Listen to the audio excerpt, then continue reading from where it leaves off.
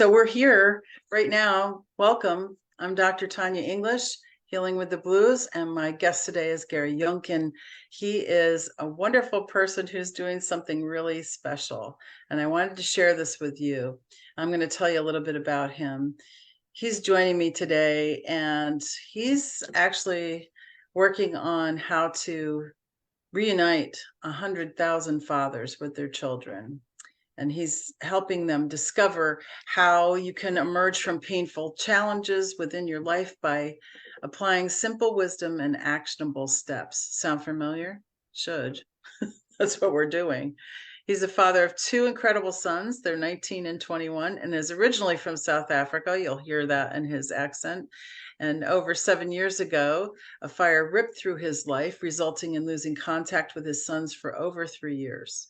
This event would prove to be the most significant gift, allowing him to become the man and the father he is today.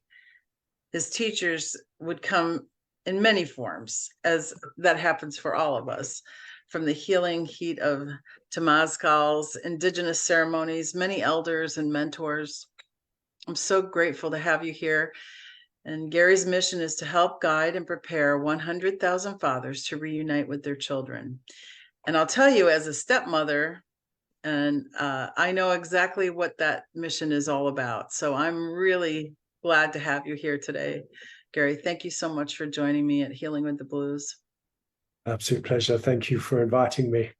Yeah, so I kind of know a little bit about what your inspiration is because we just talked about that, but can you elaborate on that a little bit? Absolutely. So about 8 years ago, I had been divorced for about 3 years at that stage. And it was an amicable divorce after being married for 10 years. And we both had moved on with our lives. And I started dating this wonderful lady. And about 6 months or so dating her, I just thought, I could see living my life with her. And I wanted to introduce my sons to her. And everything was really great. Even my ex was very supportive of my sons meeting her. And for about 4 or 5 months, everything went amazingly well, up until the day that I told my sons that this girlfriend was going to be moving in with me. And I think might have been some fear. You hear all those terrible movies, Disney movies about the evil stepmother and a whole lot of other things that might have taken place inside of their little minds at that stage. Yes. I think they must have been maybe 9 years old and 12 at the time. Yeah. So still very young minds, but also very turbulent age that. Sure. And for the next 4 months, things just got worse and worse and worse and worse. And whatever I tried, couldn't convince them to be able to see me when I was ever seeing or spending time with my girlfriend. And the day that she actually moved in would be the last day that I'd see my sons for 3 years. Wow. And I didn't have the language, I didn't have the knowledge on how to even navigate that, the tools. And probably even the way I told them was probably, there's probably 1,000 other ways that I could have actually told them. And, looking back, I can kind of put myself into their shoes and see their fear that they had and everything that they tried to try and stop that relationship from taking place resulted in me losing contact with them. And I was too stubborn as well to find another way to navigate this. In my mind, they're 9 years old and 12, like I'm the adult here, in time, things would be better. And so 1 week lent into 1 month, and then it was about a year of not seeing them, and maybe even 7 months. And this is where I had a wonderful mentor in my life. He must have been about 62 at the time. And it was I met up with him and said, Gwen, I don't understand why this is taking place. Why are my sons so angry? It's months have gone by now. Why don't they want to see me? And he said, Garry, what is the gift in this situation? And I said, what do you mean? What is the gift? How can this be a gift? How can this be a gift? Exactly. I don't see my sons. Like I'm pain, I'm suffering. I've ended up in hospital. Like everything is spiraling down. How is this a gift? And then I realized, what am I going to do with that time when I'm away from my sons? What kind of man, what kind of father am I going to be that whenever it is I'm going to see them in the future, whether it be in another week, a month, or maybe a year's time, what man would I be?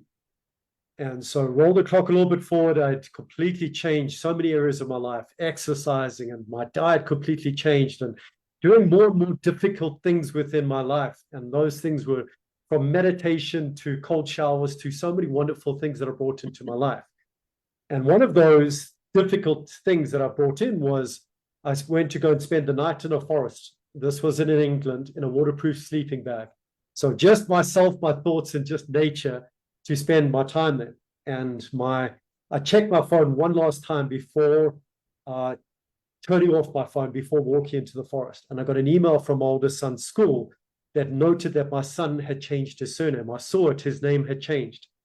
And I thought, okay, this isn't going to be another week or month. He must be so angry that it could be a decade or two before maybe life events would take place for him to actually understand the great events of what actually took place there. And so that was the start of a complete reboot of my life, knowing that, it could be 10 years or so. And I sold and gave away everything I owned down to a backpack. I mean, I had tried so many things to try and reach out to them and get in contact with them, and I was blocked, and so many things. I won't go into those details now, but that sent me on this incredible journey, this nomadic journey, and those elders that I met and the indigenous tribes I spent time with in the Amazon jungle, to so many wonderful things. So fast step forward to about 2.5 years of not seeing my sons. And I had a wonderful friend that I was traveling the world with. And he had encouraged me, because I was always speaking about my sons, to go and reach out to my sons and my ex-wife. So I ended up doing that. I flew back I was living in Colombia at the time, flew back to England, met up with my ex, and over a 4.5-hour coffee, from being very angry and confrontational to then softening down. But it felt like I was going into a gladiator arena, because 60 of her family members lived in that town that she lived in. And so they're all walking by the window going, we're keeping an eye on. I imagined in that way, but it wasn't like that. Sure. But it would prove to be 6 months later that my oldest son ended up reaching out to me. He wasn't ready. Both of them weren't ready to see me at that stage, and ended up reuniting with them. And ever since then, I've got the most wonderful relationship with them. And also my ex-wife resolved everything there. We're able to communicate. We're able to co-parent. It's been amazing. So just before pandemic, I sat down in a meditation, and I had this loud voice that came to me. I sat down with this vision of saying, well, this intention, what can I do with my life that is going to have great meaning or purpose? And I heard this loud voice: you need to help reunite 100,000 fathers with their children.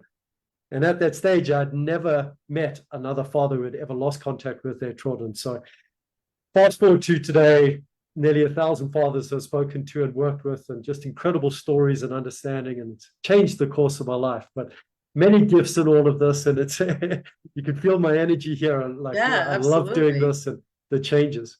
It's amazing what happens when you're living your purpose and you're getting to experience the aha that your clients have. I do that too with my patient. I'm a little bit addicted to it, actually.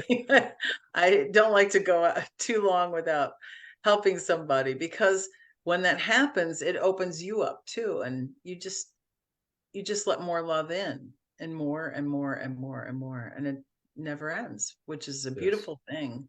So some of the things that there's some life pillars that you have that you share with the fathers you work with. Can you tell us about those? Absolutely. So there are multiple pillars that I guide fathers through, and I'll talk about the first 4 and maybe elaborate on the others as well. So it's the mind, body, relationships, or income. And it's almost like a 4-legged chair. You remove one of those, either the income pillar or relationship pillar, or whatever event that takes place in your life, specifically our fathers work with, it's the relationship pillar. And the chair ends up collapsing if you don't have really strong other pillars within your life. And don't we talk about this in the work that I do too. We talk about the 4-legged chair, and it's emotional, mental, physical, and spiritual. Wow. Yes. So spiritual for me is, if you don't put any attention on it, you're not very stable. So yeah. Yeah, and it is often the spiritual pillar that stops that father's life from collapsing. And then contribution is another pillar there. And then for the future journey for the fathers is adventure and story. What kind of man and movie are you becoming? What movie are you creating for them? This gravitational force of them wanting to be a part of your life, instead of spiraling down, becoming a broken man that's drowning, put life on hold, so desperate to be able to see his kids again. And this applies for everybody. Any big event that takes place, We get so locked onto that event and we cannot move forward. It is absolutely vital for everybody, for ourselves and everybody else around us, to be able to move forward. And don't you find that that has some relationship to something that happened in childhood with each person? Like something that happened that either their heart got broken or they were never shown this, and it goes back to that. So we're healing the past as well as healing the present and the future too, really. Yes. Yeah, many fathers haven't had very strong fathers within their lives, been able to guide them. Some of them been fatherless.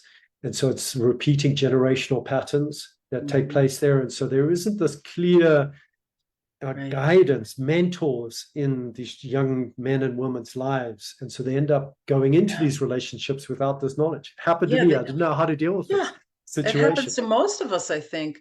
I was just watching a program on PBS last night, and they're part of their Native American series.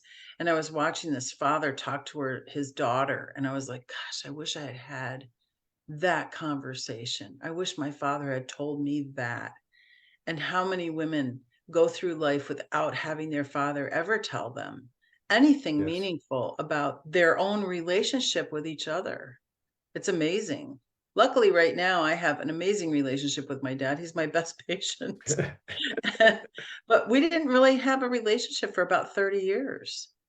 And it's fathers are so important. And I don't think that a lot of times people don't see themselves as that. I know Chris Rock did a whole thing about being a father means you get the big pork chop, and that's pretty much it. That's not it, though. Yes. It's not it. There's way more. It has to do with your foundation of your life.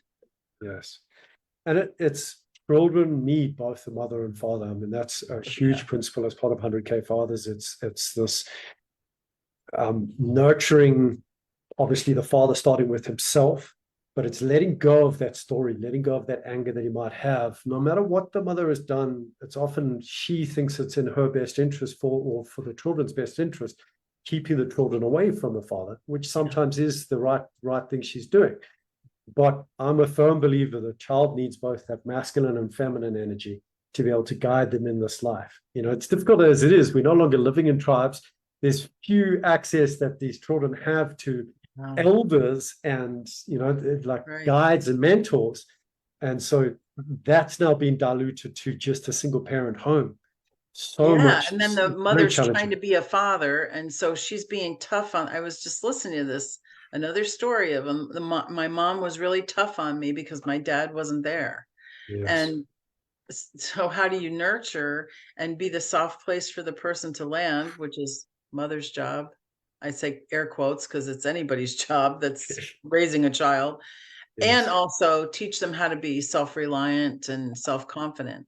I just wondered also if you have a specific example of a father that you've worked with, and what kind of significant transformation have they had in their relationships with their children, implementing what you're teaching them? So many now. And it's very interesting in that how I initially thought my success of what this would be is a father reuniting with his children. And that would be my metric of success. But I have so many fathers that have joined and are on the verge of suicide, or they're just spiraled down, cannot sleep, resort to alcohol and drugs and other things like that. And it's first of all getting that father to a place of healing, getting him to a place where he's taking action in his life, building up those pillars within his life in preparation to meet up with his children. If he's still carrying all of that and he then brings it into that first introduction to that child or one or two meetings, that's going to show up and come to the surface if he hasn't done the work. That anger is going to show up, the resentment, it's so interesting. Because you have to work through all of that. I remember when I was in therapy and doing the things that I wanted to do so that I could, my thinking was, if I'm going to tell people how to live their lives, I better figure out what's going on with mine. And the confrontation, again, using air quotes, because it's not really confronting the person, but it's meeting with them. And if it feels like a confrontation, you're probably not ready for it. Yes. Because you can't bring all that energy into the meeting, because it will destroy it. And many fathers, they get locked in their mind. I've got to fight for my children. And everybody is encouraging them, fight. You've got to get yourself a lawyer. You've got to get this sorted out, you know. and that's going to be resolved. But through force, it's difficult as it is trying to get a teenage child to eat broccoli, let alone being forced to see a father, one of the parents. And so that the father goes through a 3-year, 5-year fighting journey, gets that piece of paper with the custody, and the child says, I don't want to see you. And there's nobody to be able to force that child. There's no judge on the planet that would make a child love a father. And that then crushes the father.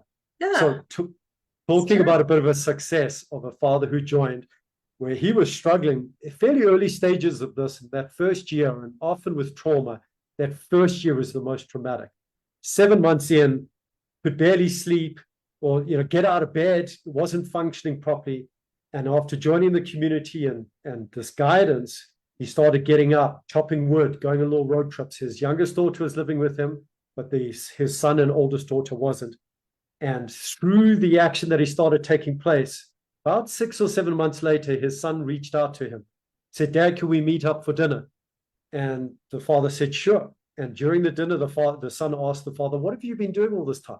I've been chopping wood and going on road trips and camping, and I'm doing all these, seeing family. And the father asked the son, what have you been doing? I've been doing nothing, Dad. I've just been playing video games. Dad, can I come move in with you? And that was that movie. And he's, whoa, I've got to arrange that with your mom. And a week later, the son moved in with him. That son at 15 years old was about 50 pounds overweight. He's lost 40 pounds in this about a year and a half now. He has been going on adventures. He's been asking to go to meet up with his pastor. It's a very Christian home, and to follow that sort of guidance, get those mentors in his life. And it's through this guidance of what the father, and being the lighthouse of him sorting his life out, could actually show and lead that example for the child. I can't agree with you more. It's amazing because, one of the things people ask me is, can I send my child to see you? And I say, not unless the primary caregiver is going to get cared for too, because you're just going to pass this energy back and forth. So you have to get yourself right about what you're doing. And then it just kind of magically transforms the relationship anyway. Yes. And because as an adult, as the parent, you're the one that has to take the lead on this. You can't expect the child to come, hopping and skipping into your life when you haven't done any of the work to make yourself align with the love that's waiting for you. Yes. That's a big part of it. I want people to know how to get a hold of you. So I'm going to share this. I'm not going to unmute your website, but I want to just share the screen here so people can see it. This is 100k-fathers.com. And I know that you don't just work with the fathers either, too, right? You work with the whole family. For this last 3.5 years, it's been fathers, though some mothers have contacted me, and I'm very happy to share some wisdom and guidance. I've built a self-guided program now that some mothers who have gone through this, there is an overlap here. About 85 to 90% of this content, it's the same principles. Yeah, it's the same pillars. As a father or a mother, you would need to go through those. But I'll speak in a moment, the greater vision that I have for 100K fathers that is going to be extending way beyond just fathers. But at the moment, the core of it, my community, is fathers, because there is so little help that really exists out there in the world just for fathers. And so it's a safe place where fathers are able to connect with other fathers, be able to share their journeys and go through that healing in a very, very safe environment. And so that's why at the moment it is just fathers inside of the community. Right. And you might think out there that, why is Tanya sharing this with us? Why is Dr. Tanya putting this guy up in front of us? Because you all have a dad. You all have fathers in your life. And I know that some of you wish that you had a father had gone through this program.